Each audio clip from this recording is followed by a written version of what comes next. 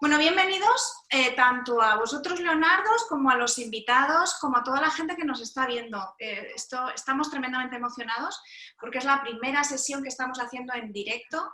Como sabéis, Leonardos Club es una iniciativa que tiene lugar hace aproximadamente 2 años con un objetivo claro, es ser referencia en conocimiento. Somos un club de conocimiento, inspirándonos en una figura tremendamente transgresora y curiosa que es Leonardo da Vinci, del mundo del Renacimiento. Decidimos que, dado que nuestro mundo está en total transformación y es necesaria la polimatía, cuando hablamos de polimatía es distintos puntos de vista, distintas áreas trabajando con un objetivo, no tan específico y tan especializado como lo hemos vivido en otras épocas anteriores, dimos luz a un club que ya cariñosamente nos llamamos todos los miembros Leonardos y que tiene también una serie de dinámicas y de eventos con los que contamos y que os voy a contar un poquito. Tenemos unas sesiones clásicas, una de ellas es esta. La sesión clásica normalmente es presencial, nos vemos juntos, solemos quedar en un sitio, tenemos una serie de empresas madrinas o hosters, como es PFS en este caso, que está aquí con nosotros y que nos hubiera encantado verlos físicamente en sus oficinas, donde siempre normalmente nos acogen compañías que tienen cosas que contar, que tienen historias, y en este caso luego daré el paso a Agustín Rodríguez, que es CEO de PFS, que nos va a contar un poco de qué es eso de la transformación eficiente. Pero bueno, en líneas generales, este tipo de eventos lo que tiene es una dinámica donde no hay nadie que acapare el tema de interés. El tema de interés lo ponemos o bien porque sea de actualidad, como es el caso del que tenemos hoy con nosotros, que es datos y privacidad en tiempos de cólera. Tenemos una situación totalmente extraordinaria con nosotros.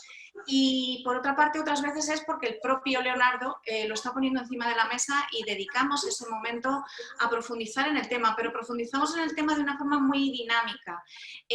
Hay normalmente alguien que introduce el tema, en este caso tenemos a María Alcolea, que es experta en datos y es experta en formación, que venía también de liderar bueno, pues la Business School de la Universidad Europea en su momento, y que va a exponer bueno, pues ese tema durante 10 minutos, no más, porque lo importante y lo enriquecedor de nuestras sesiones, estas sesiones clásicas que organizamos, es que vamos dando paso a cada uno de los Leonardos.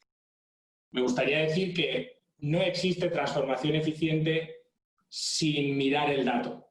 Es decir, una de las claves que nosotros, pues de alguna manera, abanderamos en cualquiera de los procesos de transformación es la importancia del dato, tanto internamente como con nuestros clientes. Eso quiere decir que existe mucha situación actual de problemática en desarrollo, en innovación, que queda bloqueada e impedida por una mala calidad de datos, un mal gobierno de datos, problemas en privacidad, problemas en protección de datos, ¿no? Entonces, yo creo que el dato es un eje central, que todos nuestros activos corporativos están absolutamente apoyados en el dato y que verdaderamente la sociedad y la evolución de la sociedad camina y funciona en base al valor del dato. Entonces, me parece importantísima la temática de hoy. Creo que vamos a tener una sesión muy divertida y como no os doy la bienvenida física, pues os doy la bienvenida virtual a nuestra casa y estoy encantado de poder hacer de hoster hoy.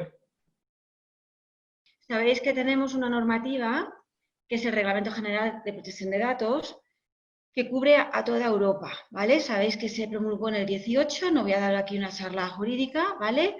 Y que sepáis que básicamente ha sido rompedor a nivel internacional. Somos ahora mismo el territorio, digamos, con las mayores garantías y prevenciones a nivel internacional en materia de protección de datos y de la privacidad de las personas, cosa que antes no se hacía. Por ejemplo, simplemente comparar con un Estados Unidos, ¿vale? Donde hay una normativa totalmente fragmentaria en algunos sectores, en el médico, a lo mejor en seguros, en algunas partes pueden haber ciertas cautelas y, bueno, y sobre todo a nivel de libertades públicas y de vigilancia gubernamental y por motivos políticos, ya sabéis que está el NSA, donde básicamente entra en comunicaciones privadas en todo lo que haga falta. O sea, no hay la protección que nosotros, que en Europa hemos querido integrar en todos los países, que afecta no solamente a los que están en Europa, sino a cualquier tipo de tratamiento de datos que pase a través de los territorios europeos. O sea, una empresa, un Google que esté vendiendo servicios a ciudadanos en Europa, le aplica el Reglamento General de Protección de Datos. Hasta tal punto que, por ejemplo, otros países, como por ejemplo Japón, ha decidido replicar en su normativa básicamente el reglamento. Y en Latinoamérica también se están haciendo nuevas normativas que son básicamente una copia. Con esto yo quiero decir, bueno, pues que yo creo que nos tenemos que sentir orgullosos porque con sus pros y sus contras, que ahora luego veremos, bueno, para mí son pros, creo que es el camino que hay que seguir, hemos creado un estándar. ¿Por qué? En el considerando principal, en el considerando cuarto, te habla de que, fijaros, o sea, ¿qué ley te encuentras? No, bueno, Nicolás es abogado de la unidad, pero ¿qué ley te cuenta que te dice que el reglamento de datos personales debe estar concebido para servir a la humanidad? ¿Vale? Toma ya. Y el derecho a la protección de los datos personales no es un derecho absoluto, sino que debe considerarse en relación con su función en la sociedad y mantener el equilibrio con otros derechos fundamentales. Es decir, eso lo veremos claramente como ahora con el tema de la salud pública, por ejemplo. ¿Vale? O sea, que tengamos en cuenta que no es una frivolidad, que no es algo, que no es un capricho, que no es algo menor. Es un derecho fundamental esencial de la persona. Y que con nuestros datos, básicamente, lo que pasa es que se nos identifica, con lo cual, al identificarse, básicamente, se llega a nosotros. Entonces, no es que alguien cuando manipula los datos es algo ajeno a nosotros, puede hacer cosas con ellos, porque con esos datos se llega a nosotros. Ese es el concepto fundamental. Como tal, también en España lo tenemos en la Constitución, en el artículo 18, es un derecho también fundamental de los de máxima protección y de desarrollo por ley orgánica, ¿vale? Con lo cual, pues básicamente quiero decir todo esto para que cuando luego entramos en los temas de marketing y ventas, por ejemplo, y de perfilado y de publicidad programática y todo esto, que lo pongamos en la medida en lo que se merecen, ¿vale? No son una moneda de cambio, ¿vale? Es algo que tiene mucha importancia. Quiero simplemente leeros un momento que se considera un dato personal, porque yo creo que hasta los políticos y la prensa muchas veces confunde en las noticias. Ahora, por ejemplo, hemos estado viendo lo de que si la temperatura no se puede dar porque es por protección de datos. Vamos a ver, una temperatura aislada evidentemente no es un dato personal. Tendrá que estar, si está vinculada a la persona de la cual se toma la temperatura y se la puede identificar. Creo que estas cosas, ¿no? Somos todas personas que lo entendemos. Aún así, de verdad os lo quiero leer porque básicamente el concepto es que dato personal es cualquier cosa, cualquier elemento que permita que un tercero llegue a ti. ¿Me entendéis? En ese sentido que la matrícula de tu coche es un dato personal. Tu número de teléfono, por supuesto, es un dato personal. El DNI es el dato más personal de todos los números que hay, ¿vale? Yo soy un talibán de dar mi DNI por ahí a diestro y siniestro, ¿vale? Tu número de la seguridad social es un dato personal. Tu código postal, si lo agregas a un par más de datos, acaba siendo también un dato personal. La matrícula de tu número de teléfono móvil es un identificativo también único que te identifica. Por eso cuando se hace tracking con beacons o con Bluetooth, es también un dato personal. Por eso, básicamente, os quiero llegar a la idea de que entendáis que es un concepto muy amplio y la ley lo deja muy abierto. Datos personales es toda información sobre una persona física identificada o identificable, ¿vale? Que directa o indirectamente, en particular mediante un identificador, como por ejemplo, y luego cita abiertamente, un nombre, un número, datos de localización, un identificador en línea, uno o varios elementos propios de la identidad física, fisiológica, genética, el ADN, por supuesto, psíquica, económica, cultural o social de la persona, ¿vale? Es muy amplio. Básicamente, cualquier información que permita a un tercero llegar a nosotros, ¿vale?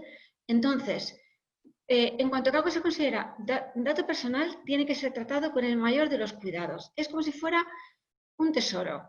Y entonces, cualquier persona que esté involucrada tratando, que es la palabra, datos personales de otras personas, tiene que tener un cuidado exquisito según la ley, ¿vale? Tiene que tomar una serie de garantías que antes eran unas, acordaros con los antiguos ficheros, y ahora hoy día son otras. Y eso normalmente os embozo las grandes novedades, ¿vale? Y las grandes novedades son que ya sabéis que España, bueno, y los países pues, del sur de Europa, somos países un poco de que nos digan lo que tenemos que hacer, ¿vale? De modelos, de copia y pega, de simplemente colocar una política y olvidarme. ¿Os acordáis de los famosos archivos ficheros que se depositaban en la agencia y demás? Pues todo esto ha cambiado. Entonces ahora es un sistema anglosajón de responsabilidad proactiva. Es decir, tú tienes que pensar qué es lo que tú haces con los datos que tú gestionas, cuántos datos gestionas, de qué tipo son, de qué calidad, de qué sensibilidad, por cuánto tiempo, con qué terceras partes los compartes, qué ciclo de vida tienen, y tienes que pintar tu propio sistema de protección, de riesgos, y luego acreditar que haces todo eso. Como comprenderás, es un cambio de mentalidad tremendo. Eso ha costado desde el 18 una barbaridad, que tanto las empresas, grandes y pequeñas, como los abogados también que asesoran a las empresas, cambien el chip. Y entonces, porque claro, no hay modelos, o sea, todo el mundo está buscando, pero dime cómo lo hago. Digo, es que no, es que tienes que llegar, tienes que entender tus flujos y básicamente crear el mejor modelo, que no tiene por qué ser una cosa muy complicada a veces, pero sí que tenga lógica y básicamente que sea eficaz. Y que entonces tú eres responsable, ¿vale? Es el principio pues, de la accountability. Y entonces, claro, cuando uno es responsable, tiene que acreditar que ha hecho las cosas bien. Y bueno, si aún haciendo las cosas bien ocurren cosas, bueno, pues al menos lo tienes acreditado. Todo esto, como os podéis imaginar, es un cambio de paradigma brutal que ha hecho que la gente tenga que intentar comportarse de manera diferente, pero como os podéis imaginar, queda muchísimo por hacer. Cuando parecía que las cosas mejoraban y que poco a poco nos creíamos que íbamos cambiando, porque no solamente ha sido cambiar las políticas, que ya sabéis que hay muchísimo todavía por hacer, porque aún tenemos esas políticas enormes que están publicadas por todas partes, que nadie se lee.